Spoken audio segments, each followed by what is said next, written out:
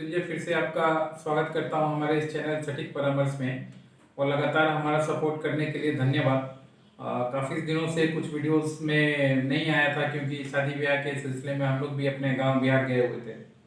तो बहुत सारी चीज़ें होती हैं जो नहीं हो पाती हैं, बाद में उसको मेकअप करना पड़ता है। तो ये 8-10 दिन हमारा वीडियो मार्केट में नहीं आ पाया। हम तो शेड्यूल करके रखते हैं मगर फिर भी टाइम गैप हो जाने की वजह से नहीं आ पाए। तो फिर से कोशिश कर रहे हैं हम कि हर एक डे आपको एक वीडियोस या एक टॉपिक दिया जाए या एक बिजनेस के बारे में बताया जाए, ताकि आपका काम या फिर नया आइडियाज़ जो है आपको मिलता रहे। तो इसी आइडियाज़ के सिलसिले में आज हम एक टॉपिक पे बात करने वाले हैं कि हम गांव पे अपने बिहार में, मेरा अपना गांव है जहाँ पे रहते थे हम लोग। मतलब हमारे पूर्वज जो रहते हैं, अभी भी हम लोग भी जाते आते रहते हैं हमेशा।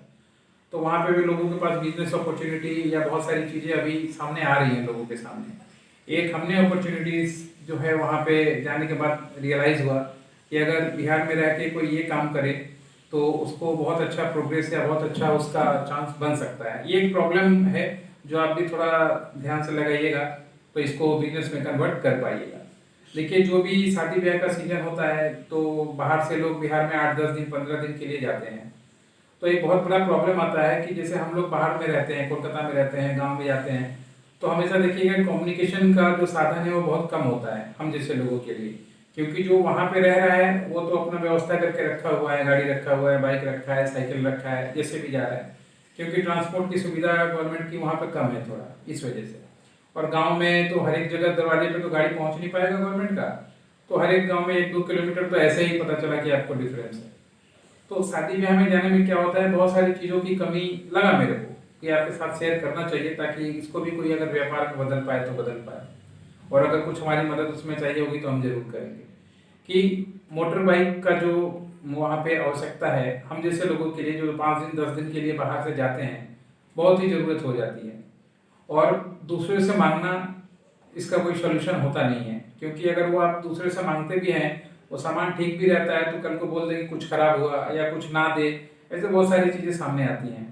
तो अगर कोई बिहार का है, अगर वो सुन रहा है, वीडियो देख रहा है, तो आप इसको काम को इस तरीके से यूज़ कीजिए, इस टाइम को यूज़ कीजिए कि हाँ, आपने वहाँ पे 1 लाख 2 लाख पैसा आपने लगाया और कम से कम 8-10 या 5-6 ही आपने अपने जो डिस्ट्रिक्ट का जो सेंटर है या मान लीजिए गाँव का जो शहर है, छोटा सा कस्बा है, वहाँ पे आपने एक बाइक का 5-6 बाइक का एक सेकेंड हैंड बाइक खरीद के आपने वहाँ पे रख दिया और वहाँ पे आपने उसको रेंट पे देने का व्यवस्था कर दिया। तो हम जैसे जितने भी लोग जाते हैं या मेरे जैसे और भी हजारों लोग होंगे जो उस शहर में जाते हैं शादी ब्याह के पर्पज से, तो वो तो 5 दिन के लिए वहाँ गाड़ी खरीद नहीं सकते या बाइक खरीद नहीं सकते।